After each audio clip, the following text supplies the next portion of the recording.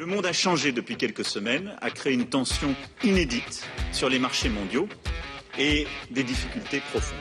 Crisis transitoria. I'm absolutely confident that we will beat it, and we will beat it together. Es momento de que todos hagamos un esfuerzo.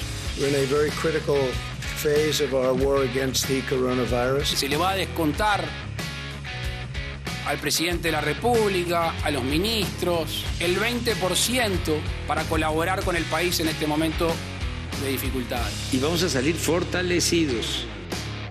El espejo del mundo cambió. Vamos a hablar con Marcelo Elizondo. Él es titular de DNI, una agencia que se especializa en ver sobre todo el comercio entre la Argentina y otros países. Marcelo, ¿qué tal? Buenas noches. José del Río te saluda.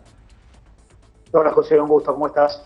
Bueno, veíamos recién el espejo, por ejemplo, de Uruguay, donde el presidente anunció ciertas medidas de la política concretas y que tienen que ver también con los políticos. Nos metemos en la Argentina y hay un enojo por parte de la población. ¿Cómo lo analizás vos?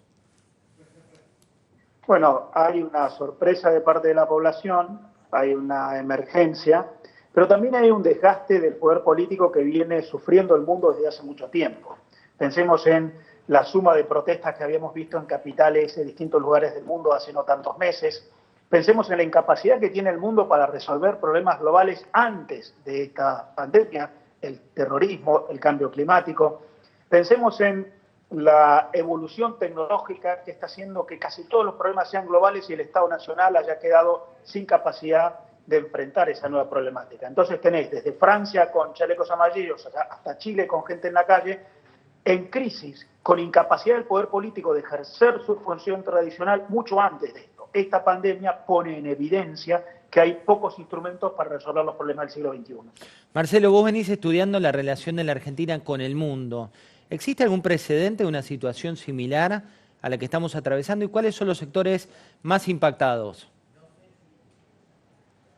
Bueno, en términos económicos no hay precedentes. En términos sanitarios están remitiéndose los que saben a hace 100 años, cuando la gripe española invadió el planeta, pero la economía era muy distinta. Esto de tener a 1.500, 2.000 millones de personas confinadas en sus casas, a todo el mundo productivo detenido, es algo que no tiene precedentes. Incluso es algo que no sabemos cómo va a ser tratado desde el punto de vista económico. Parar la economía en el mundo es duro, pero es más sencillo que volver a ponerla en funcionamiento. En particular, el comercio internacional se va a ver muy dañado. Hay estudios que ya están anticipando una caída en volúmenes del comercio internacional para este año de 20%. El comercio internacional el año pasado sumó entre 25 y 26 billones de dólares, billones con B larga. Este año va a haber una retracción muy fuerte. Pensemos que los más afectados son los tres grandes actores del comercio internacional. Primero fue China, después Europa, sobre todo en el sur, y ahora Estados Unidos. Ellos representan más del 50% de todo el comercio mundial. Y el comercio mundial alimenta la economía. La economía es global y no puede desglobalizarse sin pagar un alto costo, por lo que vamos a ver, incluso después de estos meses de pandemia, dificultades que van a tener impacto sucesivo. Marcelo, para países como la Argentina, ¿puede generar una oportunidad en algunas cuestiones que no estamos viendo? Digo, recién hablabas de los tres líderes del mundo en comercio internacional, pero en nuestro país, puntualmente, ¿hay una oportunidad? Hay una oportunidad porque nosotros generamos y ofrecemos al mundo algo que el mundo siempre va a querer comprar, que son alimentos. La Argentina exportó el año pasado unos 65.000 millones de dólares, de ello 2/3 son alimentos. Sin embargo, José, es altamente probable que las sensibilidades de los actores económicos después de esta crisis cambien, que el mundo empiece a exigir requisitos nuevos en términos de seguridad, de sanidad, de certezas, de reputación, en términos de cumplimiento de estándares mucho más nuevos. Por lo que hay una oportunidad, pero esa oportunidad va a estar de la mano de mayores exigencias. Es muy probable que por regulaciones nuevas, pero también por la sensibilidad de los actores económicos, el mundo vaya hacia una aceleración de lo que se llamaba ya antes la cuarta revolución industrial. Más intangibles que califican los productos físicos, más información, conocimiento, innovación, ciencia, que estará acompañando a los productos físicos. Por lo tanto, esa oportunidad podrá ser aprovechada en la medida que avancemos en esa economía del conocimiento que califica a los bienes físicos que mandemos al mundo. Marcelo, ¿hay sectores puntuales que pueden recuperarse más rápido? Digo, vos hablabas de esta economía global que paralizó un 20% su comercio internacional. ¿Hay sectores que tienen mayor reacción? Bueno, hay sectores que los más industrializados, supongamos la industria automotriz, que claramente van a tener más dificultad para ponerse en marcha. Además, aquellos sectores que producen bienes suntuarios, que no son los más urgentes, van a estar más impactados incluso en el tiempo. Habrá sectores que reaccionan más rápido, por ejemplo, los vinculados con las necesidades primarias, como la alimentación. Me parece que hay una gran distancia entre dos sectores, José. Uno es el de la producción de bienes físicos, que ya está hoy seriamente impactada en la economía mundial. Otro es el de la economía de los servicios. Esa está menos impactada. Si vos mirás lo que ha pasado en el mundo desde que empezó el siglo XXI, lo que más ha crecido por lejos es el flujo de datos, es la información económica operando entre consumidores y proveedores, entre empresas que operan a nivel de escalas internacionales, y eso es lo que menos se detiene hoy.